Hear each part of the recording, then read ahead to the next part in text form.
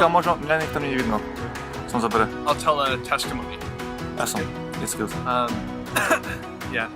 So last year, some friends and myself, we hosted this event here called Awakening Slovakia. So it was at the Liptov Arena. And before we had the event itself, a number of us went into the city to share the gospel and pray for people. And as we were driving, we saw this one young man roller skating. So he was going down the street, and I noticed that he had a wrist brace on. So he had pain in his wrist. So he was skating. We were driving. So we pulled over and we said, excuse me. And he came over to us and we started talking to him. We started telling him about Jesus, and we prayed for his wrist, and his wrist, all the pain instantly left after we prayed for his wrist. We started to share the gospel with him, and he was like, I don't know if I believe.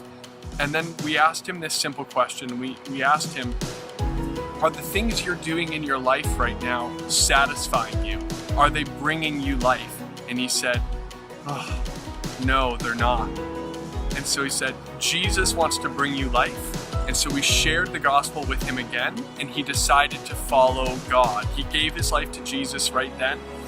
His wrist was healed, and then later he came to Awakening Slovakia, and for the first time ever, this young man got down on his knees and lifted his hands up to God in prayer and in worship.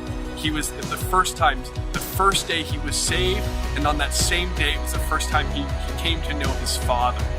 And so it doesn't take an evangelist to do that kind of thing. It takes normal people like you, like me, to go and share the gospel. So I want to encourage you that there's people all throughout Slovakia, all throughout Central Europe, who are hungry to see Jesus actually lived through your life. So I want to encourage you to live like Jesus and to have courage to open your mouth, to talk about him, and to pray, because God wants to do miracles through your life to reach people for him.